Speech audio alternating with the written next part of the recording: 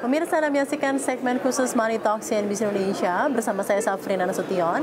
Saat ini CNBC Indonesia sedang berada di rangkaian acara Asian Insights Conference 2025 dengan tema Growth in a Changing World. Dan kesempatan kali ini kami mendapat kesempatan untuk berbincang bersama dengan Head of Liability Segmentation and Mortgage Consumer Banking Group Bank DBS Indonesia, Ibu Natalina Syabana.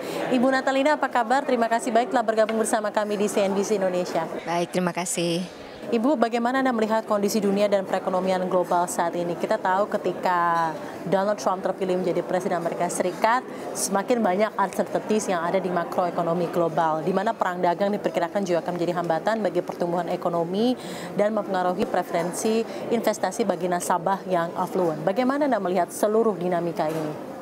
Oke, yang sekarang ini memang kondisi dunia dan juga global ekonomi itu menghadapi ketidakpastiannya karena banyak sekali ketegangan geopolitik and also tariff war, perang dagang gitu ya. Jadi sangat banyak ketidakpastian dan tentu saja yang kita lihat adalah ini juga mempengaruhi perception, of course, persepsi dan juga preferensi nasabah prioritas kita, terutama dalam keputusan mereka membuat investasi. Jadi yang kita lihat adalah mereka cenderung lebih berhati-hati saat ini karena prioritas mereka pada saat ini adalah perlindungan terhadap perlindungan aset terhadap volatilitas di pasar pada saat ini. Dan juga oleh sebab itu kita melihat ada pergeseran nih secara approach investment approach. Yang kita lihat adalah misalnya dulu mungkin lebih ke pendekatan agresif, pertumbuhan agresif.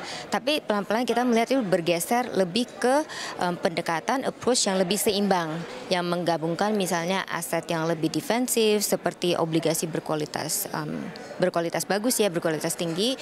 Kemudian kita juga melihat lebih selektif dalam investasi ke saham-saham di sektor-sektor tertentu yang lebih resilient dan fundamentalnya baik. Yes, tidak spekulatif. Tidak spekulatif. Dan juga mungkin yang ada satu lagi yang berbeda adalah mungkin lebih diversifikasi mata uang.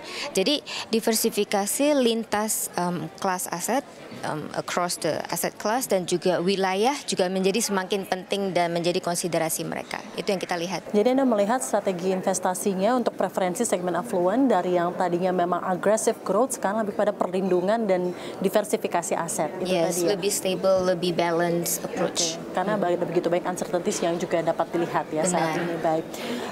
Apa preferensi nasabah affluent dalam hal kelas aset di tengah situasi saat ini? Apakah terjadi pergeseran aset yang agresif, contohnya seperti saham ke obligasi atau mata uang, atau aset lainnya sejak era Trump 2.0 dimulai sejak mungkin awal tahun ini, Ibu? Secara umum memang kita melihat approach-nya dari strateginya investor, kebanyakan strategi nasabah kita itu lebih konservatif tahun ini dibanding tahun lalu. Jadi memang lebih overweight ke pendapatan tetap, fixed income, dan juga obligasi pemerintah ya. Dan kemudian juga saham juga as I mentioned lebih ke sektor-sektor yang lebih resilient. Jadi itu yang kita lihat pada saat ini. Dan juga diversifikasi mata uang yang akhirnya kemudian juga dialokasi back ke reksadana selektif dan juga obligasi pemerintah. Itu yang kita lihat. Nah, dari DBS sendiri sebagai mitra kepercayaan nasabah kita biasanya memberikan panduan investasi melalui CIO kita, Chief Investment Office kita, yang memang menyarankan untuk saat ini adalah strategi yang lebih seimbang, lebih balance. So it's a combination, gabungan antara aset yang lebih defensif untuk stabilitasnya, tapi tidak juga mengenyampingkan probability potential growth. Untuk growth. Yes. Jadi yang mereka suggest pada saat ini misalnya melihat kepada saham yang juga teknologi and healthcare, teknologi dan kesehatan yang memang fundamentalnya kuat, itu salah satunya. Kemudian juga exposure ke Eropa karena ada kemungkinan stimulus di Eropa dan juga meningkatkan perbelanjaan pertahanan di Eropa. Itu juga salah satunya. Nah, kemudian juga mereka suggest untuk overweight Asia equity ex Japan dengan melihat kebangkitan teknologi China pada saat ini ya. Jadi juga di Asia sendiri juga masih banyak potensialnya, tapi of course mesti sektor yang selektif. Dan untuk jangka panjang kita juga mengconsider misalnya seperti energi transisi, digitalization. Nah, itu salah satu yang menjadi pertimbangan kita juga dalam mengalokasikan kira-kira sektor mana, kelas aset mana yang nasabah dapat consider pada saat ini. Nah, itu salah satu sektor yang kita lihat. Nah, untuk saat ini salah satu komitmennya DBS juga memastikan bahwa DBS juga menyediakan layanan dan rangkaian produk yang relate ke nasabah kita, untuk nasabah kita. Jadi seperti tadi dari CIO suggestionnya ya, panduan investasinya adalah itu, dan dari DBS sendiri kita juga memastikan pada saat ini memang sudah tersedia reksadana dengan exposure ke sana. Jadi dari DBS sendiri juga tersedia reksadana yang mengeksposur ke India, China, teknologi, healthcare, itu sudah ada. Nah, kalau exposure ke Eropa memang saat ini kita belum tersedia, tapi sudah dalam rencana untuk meluncurkan dalam waktu dekat. So, I think the produk-produk yang kita offer dan kita tawarkan ke nasabah juga masih sesuai dengan memang apa yang view dari CIO kita, what is the suggestion, dan bagaimana nasabah bisa langsung implementasi, eksekusi itu it's there, it's ready for the customers. Jadi sudah ada langsung produknya ya, reksadana yang memang sesuai dengan keadaan saat ini. Benar. Tapi apakah Anda melihat ada tren penurunan dalam return reksadana? Karena kan kita ketahui dengan jika ada appetite-nya adalah untuk stabilitas gitu ya, apakah ini juga akan mengecampingkan return, tapi apakah ada juga Anda melihatnya memang probability-nya Uni untuk stability, tapi tetap dengan ada optimalisasi growth yang ada, Ibu Natalina? I think view-nya adalah cautiously optimistic. Oke, cautiously optimistic. Oleh sebab itu yang disuggest adalah tidak hanya stability, but jangan overlook there's a potential juga yang kita bisa lihat. Cuman mungkin lebih berhati-hati, lebih cautious, dan mungkin nasabah itu bisa do dollar average ya, untuk sedikit demi sedikit mengalokasikan, dan selalu very closely monitoring untuk selalu melihat, aktif pantau, karena dari DBS sendiri kita sangat aktif memantau pergerakan pasar, juga korelasi antara kelas aset dan juga makro global economic ya, karena biasanya akan ada pengaruhnya ke kinerja portfolio nasabah. Jadi kalau kita memantau dengan dekat, dengan very spesifik dan disiplin gitu ya, nah apabila ada terjadi pergerakan dan kita bisa memberikan insight kepada nasabah untuk reallocate portfolionya sebagai reaction or respond to the dynamic of the market. Kalau bentuk-bentuk dari layanan, Bu, layanan apa saja yang ditawarkan DBS kepada klien segmen affluent untuk membantu mereka mengoptimalkan imbal hasil investasi di tengah kondisi yang seperti yang tadi Anda sampaikan, Ibu? We believe pada saat ini yang nasabah perlukan itu adalah is a holistic solution. Holistic solution, it means that you need access to informasi yang sekarang mungkin informasi banyak sekali. Betul. Ya, tapi yang menjadi challenge nasabah kita sekarang adalah akses ke informasi yang akurat dan relevan. Dan itu juga menjadi komitmen DBS pada saat ini, memastikan bahwa insight-insight dari DBS itu memang berbasiskan research and data ya, jadi kita memastikan itu relevan dan accurate, dan juga layanan advisory yang personalized, karena kami juga menyadari bahwa setiap nasabah itu tujuan investasinya bisa berbeda, risk profile berbeda, even jangka waktu investasinya juga berbeda. Jadi we think that customer kita not only perlu insight, but they need insight yang personalized to their needs gitu loh.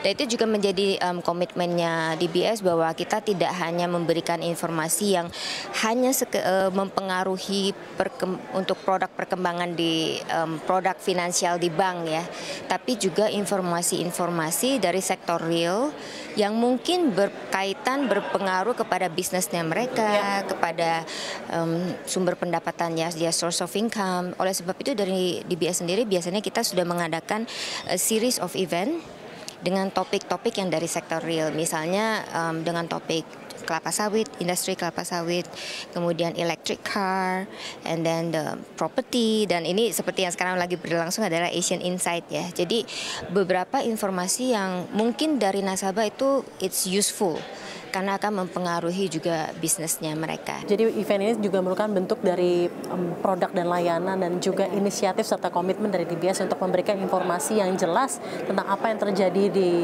keadaan makroekonomi secara global dan memberikan bentuk-bentuk bantuan, asistensi dan layanan yang terbaik untuk para nasabah dari Consumer Banking Group di DBS.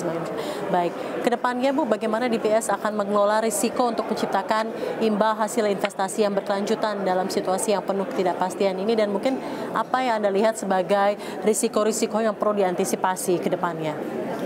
Di Bank DBS kita mengutamakan pendekatan yang very discipline, seperti saya tadi katakan ya, very discipline, dan semuanya berbasiskan dengan research yang mendalam dan wawasan strategi dari CIO kita of course. Jadi kita fokusnya tidak hanya dengan return, hasil, tapi kita juga melihat korelasi, the correlation of asset class, macroeconomic global, any changes yang mungkin akan mempengaruhi volatilitas pasar, dan bagaimana itu impact-nya ke customers portfolio, ke kinerja portfolio customer, dan sebagaimana cepat dan sebagaimana banyaknya ya, apakah harus direalokasikah atau memang masih harus tetap masih okay for to stay as is gitu ya. Jadi itu adalah yang kita lihat, dan oleh sebab itu kita percaya bahwa dengan kita melakukan risk management ini dan dengan kemitraan yang kuat dengan nasabah kita ya, selalu a very consistent communication ke nasabah dan juga perencanaan yang tepat, kami percaya bahwa situasinya apapun, kami berharap DBS bisa membantu nasabah untuk mengambil keputusan yang tepat. Yes, in their financial decision, in their investment decision, karena tujuan kita bukan hanya menjaga kekayaan nasabah, tapi kita juga berharap nasabah itu bisa mengcapture ya peluang-peluang yang ada so that they can grow especially over the long term. Itu tujuannya dari DBS. Sangat luar biasa ketika Anda mention mengenai approach Anda adalah holistik dan personal, karena mungkin di saat ketidakpastian sedang melanda, itulah yang dibutuhkan setiap individu dan juga nasabah di Consumer Banking Group. Dan terakhir, Bu, apa yang ingin disampaikan di acara Asian Insight Conference 2025, Growth in a Changing World, apa definisi Anda terhadap growth di dunia yang sedang berubah? Silakan, Bu. I think tadi di salah satu yang kata pengantar yang dikatakan oleh CEO kita ya, in a changing world, kalau di Chinese character itu it comes from two character, danger and also opportunity gitu ya. Jadi we also believe that bahwa walaupun it's changing in a changing world, itu everything is changing and everything is moving, but there's always challenges, but there's always also opportunity. Yang kita harap dengan memberikan data-data dan insight-insight yang valuable, whatever the situation is, customer kita masih tetap bisa spot the opportunity and bisa capture the opportunity. And that's how they grow, right? Yes, and that's how they grow. Terima kasih banyak Ibu Natalina telah bergabung bersama kami di CNBC Indonesia. Sukses untuk acara rangkaian Asian Insight Conference 2025. Dan juga sehat selalu untuk Ibu Natalina. Terima kasih telah bergabung bersama kami. Baik. Demikian diskusi kita bersama dengan Head of Liability Segmentation and Mortgage Consumer Banking Group Bank DBS Indonesia, Ibu Natalina Syabana. CNBC Indonesia Beyond Business.